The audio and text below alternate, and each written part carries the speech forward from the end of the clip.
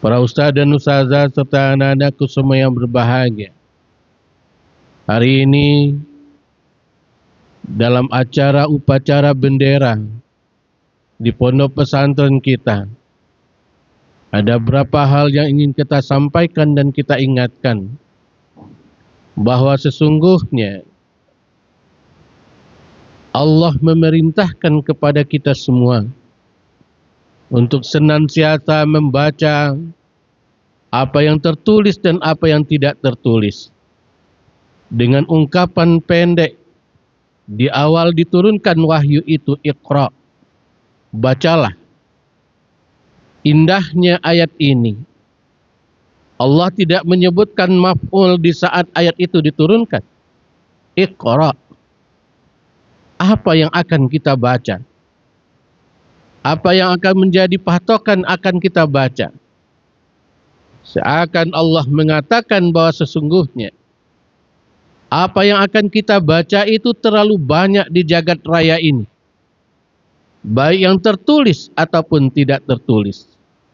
Dengan demikian, tentu isyaratnya adalah belajar dengan benar, belajar dengan sungguh, belajar dengan baik. Salah satu yang akan kita baca adalah tentu yang ada pada diri kita. Wa fi anfusikum afala tubsirun, kata Allah. Tentang dirimu, pernahkah kamu merenungkan? Tentang dirimu, pernahkah kamu mengkaji, menganalisanya? Keasikan kita dalam hidup, keasikan kita dalam bermain dalam kehidupan ini, terkadang kita lupa membaca apa yang ada di dalam diri kita. Banyak perumpamaan yang sudah diberikan kepada kita. Lihatlah anak, dari satu balon yang sama, tanpa melihat isi, tanpa melihat jenis balon itu. Apa kalau ketika kalian tiup balon itu, lalu dia hanya bisa berhenti di mulut kalian dan bisa kalian genggam? Lalu apa yang membedakan ketika isi balon itu kemudian bisa dilepas dan bisa terbang tinggi? Karena ada zat yang ada di dalamnya yang membuat dia berbeda. Seseorang kalau dia mengkaji dengan balon saja bisa menemukan. Bukan yang penting itu adalah bagaimana bentuk balonnya.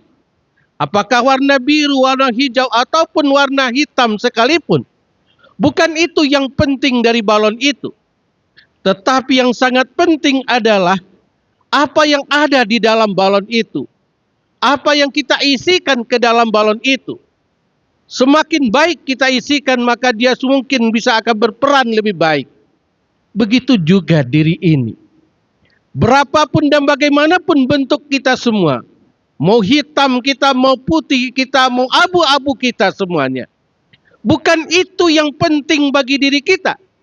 Tetapi apa yang kita isikan di dalam diri kita ini. Kamu akan bisa terbang lebih tinggi ketika kamu mengisikan sesuatu yang bisa membawa kamu terbang itu. Dan ketika kamu mengisinya adalah dengan sesuatu yang memberatkan batinmu, maka kamu pun akan bisa terjatuh. Ini sangat penting untuk kita baca selalu dalam hidup kita. Seseorang itu bisa sukses bukan karena gagahnya dirinya, bukan karena cantiknya dia, tetapi jauh lebih penting adalah bagaimana dia memanage, mengatur, memperankan dirinya di dalam kehidupan ini. Apa yang dia isi di dalam dirinya, itulah yang sangat penting. Maka karena itu, hari ini saatnya kamu mengisi itu. Belajar adalah mengisi setiap relung batin kita, alam pikiran kita, untuk kita bisa wujudkan menjadi kebaikan di masa depan. Ingat kalimat Allah, lillahi ma fis samawati wa ma fil ard. Milik Allah apa yang ada di langit dan yang di bumi ini. Dia maha kaya. Dia punya segalanya. Dia bisa bertindak sekehendaknya. Tapi ungkapan Allah lanjutkan dengan ini. Lihat jaziyal lazina asa'u. Maka kemudian Allah katakan, Allah nanti pasti akan membalasi terhadap orang-orang asa'u bima amilu. bahwa dia akan pasti melakukan kesalahan, akan mendapat imbasan dari kesalahan itu. Asa'u bima amil, melakukan sesuatu perbuatan-perbuatan yang salah. Janji Allah, lihat jaziyal ladzi, Allah pasti akan membalasinya. Tidak terhenti pada ayat itu, ditambahkan lagi kalimatnya oleh Allah. Ya jaziyal ladzina, dia wa ya jaziyal ladzina ahsanu bil husna. Maka Allah pun pasti akan membalasi sebuah kebaikan itu bil husna, dengan kalimat, dengan balasan yang lebih baik. Siapa itu? Maka kemudian Allah katakan di ayatnya, salah satu kebaikan yang dipuncakkan dalam ayat itu di dalam surah An-Najm ayat 31 dan 32 itu adalah wa yajtanibu kabairal ism. Sesuatu yang luar biasa adalah mematok seseorang yang baik itu adalah kemampuan dia untuk menjauhkan perbuatan-perbuatan yang dibenci oleh Allah. Perbuatan-perbuatan dosa. Ini menempati kalimat husna. Ketika dia husna tapi kemudian tidak mampu melakukan tindakan yang menjauhkan perbuatan-perbuatan yang dibenci oleh Allah Subhanahu wa taala, maka di sini mereka akan tersandung dalam hidupnya. Maka karena itu, ungkapan Allah, dialah milik segala langit dan apa yang ada di bumi ini. Dan dia mampu membalasi apa yang sedang kita lakukan, apa yang sudah kita lakukan. Maka karena itu, jangan dicari yang lain. Allah lebih tahu tentang apa yang kita lakukan. Allah lebih tahu tentang sikap hidup yang kita miliki. Maka karena itu bersandarlah kepada Allah. Allahus Samad, dialah tempat menggantungkan segala harapan kita. Perankan dirimu dengan baik, maka kamu pasti akan bisa mendapatkan kebaikan itu. Banyak orang berkata begini, dua hal yang membuat seseorang bisa maju dan kuat adalah, satu, memaksa, dua, dipaksa. Memaksa artinya kamu mampu memaksa dirimu untuk melakukan kebaikan. Kamu memaksa dirimu untuk memilih sesuatu sehingga kamu kemudian bersungguh-sungguh melakukan itu. Kamu paksa dirimu untuk bangun lebih cepat, melakukan aktivitas lebih baik, dan kemudian beribadah dengan sungguh-sungguh. Maka itu tentu mengandung risiko, tapi pasti akan dijawab oleh Allah. Di lain hal juga, ada orang yang kemudian tidak mau memaksa dirinya, dibangunkan tidak mau, diperintah tidak melaksanakan, malah milih untuk berdebat ketimbang melakukan. Ini pun Allah sangat tahu.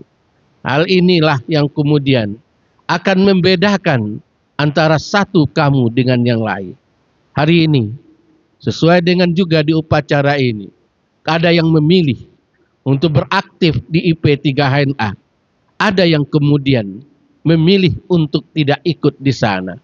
Pilihan kamu adalah cara kamu memaksa dirimu untuk bisa beraktivitas dengan baik. Bagi kamu yang memutuskan untuk bisa memilih beraktivitas dalam organisasi, jadikanlah wadah organisasi itu untuk menjadi tempat yang memacu dirimu, memaksa dirimu melakukan kebaikan yang lebih banyak, berperan. Tidak hanya sekedar mengasah intelektualmu.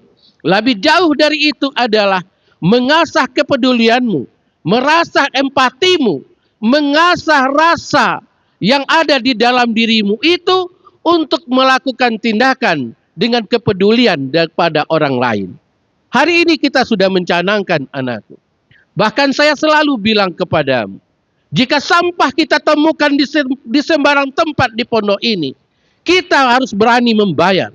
Itu komitmen pemaksaan diri kita. Kenapa? Kita rindu bahwa sesungguhnya slogan itu tidak hanya sekedar slogan, tetapi menjadi sebuah kenyataan. Ketika kita berkata, an-nazafatu minal iman, bahwa kebersihan itulah bagian dari iman, maka menempatkan kebersihan pada tempat tertinggi dalam meraih kebaikan adalah batin-batin orang yang selalu menjaga keimanan dalam dirinya. Tapi bagi mereka yang tidak pulih dengan kebersihan itu, tidak peduli ada sampah di sampingnya, dia biarkan saja. Tidak peduli ada sampah di sekitarnya, dia biarkan saja. Dia tidak memaksa tangannya untuk memungut sampah itu. Dia tidak memaksa dirinya untuk mengambil dan meletakkan pada tempatnya. Inilah kesalahan yang sering kali kita lakukan. Mulai hari ini, saya sampaikan padamu semua bahwa kita berkomitmen menegakkan tidak hanya sekedar slogan, tapi sebuah kenyataan. An-nazafatu minal iman. Bahwa kebersihan itu bagian dari iman. Sebagian dari iman. Maka karena itu, para ustadz dan ustazah, anak-anakku semua, siapapun kita yang berada di lingkungan pondok pesantren ini, kita mulai dari sini. Kepedulian kita untuk menjaga kebersihan itu. Di mana saja kita melihat dan mendapatkan sampah, ambil dan pungutlah, lalu kemudian letakkan di tempatnya. Menempatkan sesuatu pada tempatnya, itulah keadilan yang terbaik. Itulah keadilan yang sebenarnya. Jika kamu letakkan sampah itu di tempat-tempat yang tidak tepat, kita tidak adil pada diri kita masing-masing. Inilah isi yang harus selalu kita berikan pada diri kita ini. Suntikkan kebenaran itu dalam batin kita, berikan dan tanamkan dalam jiwa kita kebenaran itu. Tidak hanya sekedar slogan, tapi kita harus membuktikan. Sekali lagi kepada para ustadz dan ustazah, pada anak-anakku semua yang berbahagia, di mana saja kita melihat sampah, mari kita gerakkan tangan kita untuk mengambil dan memungutnya, lalu kita letakkan pada tempatnya. Bagi ustadz dan ustazah, jangan mulai pembelajaran di lokal jika di dalam lokal itu masih ada sampah. Karena tidak mungkin kita berpikir lebih bersih, berpikir lebih cerah, dan berpikir lebih baik jika di samping kita terlalu banyak sampah ada di sekitar kita. Maka karena itu, peran besar IP3HNA yang hari ini akan kita lantik, mari bersama ustadz dan ustazah kita selalu menjaga kebersihan ini dan melakukan hal-hal dan program yang lebih baik ke depannya. Ustadz dan ustazah serta anak-anakku semua yang berbahagia, mari kita semua dengan tekad dan kekuatan yang bagus, kita sama-sama menjaga kebersihan itu. Dan mohon ustadz dan ustazah, jika anak-anak saja kita berani menghukum mereka, di mana ada sampah di sini akan kita kemudian kita bebani biaya. Saya juga, jika saya tak peduli, jika di kantor itu ada banyak sampah, semua guru pasti akan saya tagih dan saya minta biaya yang sama. Karena kita punya, ini tidak hanya sekedar slogan, tapi adalah sebuah keputusan hebat yang ditinggalkan oleh Rasulullah untuk kita. Maka karena itu, jangan kita bebani anak-anak, tapi kita tak peduli dengan itu semua. Hari ini kita canangkan, mari kita mulai menjaga kebersihan itu, mulai dari diri kita, lingkungan kita, untuk bisa bergerak lebih kuat dan cepat ke tempat-tempat yang lainnya. Makasih, ustadz dan ustazah, para anak-anakku semua yang berbahagia. Sudah saatnya kita tidak hanya sekedar bicara dengan slogan-slogan, tapi kemudian ternyata di sekitar kita banyak kotoran dan sampah itu. Tema hari ini, mari kita semua menjaga lingkungan ini tetap bersih, rapi, dan indah dengan selalu meletakkan sampah pada tempatnya. Demikian anak-anakku semua yang berbahagia, dari yang bersih inilah kita mulai belajar lebih banyak. Dari jiwa yang bersih kita belajar lebih banyak, dari hati yang bersih kita akan belajar lebih kuat dan lebih kuat lagi, lebih indah lagi. Jika lingkungan kita kotor, maka batin akan mudah kotor. Jika lingkungan kita tidak bersih, maka hati kita pasti sulit untuk bersih. Disitulah makna kenapa kalimat-kalimat di dalam fikih itu yang pertama diajarkan adalah taharah. Taharah artinya taharatul jisim wa taharatul qalbi. Bersihkan dirimu bersihkan badanmu, bersihkan pakaianmu, dan itu diabadikan. Wasiyabaka fatahhir, sucikan dan bersihkan pakaianmu. Baru kita akan menuju kepada taharatul qalbi, sucinya hati, bersihnya hati, dan dengan itu kita akan bisa terbang lebih tinggi, terbang lebih jauh, dan menggali ilmu lebih baik. Makasih banyak maaf. Mudah-mudahan komitmen ini tidak terhenti di lapangan ini, tapi ternyata dalam aplikasi. Sekali lagi, pada ustaz dan ustazah, komitmen ini tidak hanya untuk anak-anak, tetapi untuk kita laksanakan secara bersama. Jangan tinggalkan kantor kita dalam keadaan kotor. Jangan tinggalkan kantor kita dalam keadaan banyak sampah. Begitu juga, jangan tinggalkan lokalmu, wahai anak-anakku semua, dalam keadaan kotor. Komitmen ini akan kita jaga, tidak hanya satu orang, tetapi secara bersama, dan secara bersama kita bertindak lebih baik dan lebih indah. Makasih banyak maaf. Wabillahi taufiq wal hidayah. Assalamualaikum warahmatullahi wabarakatuh.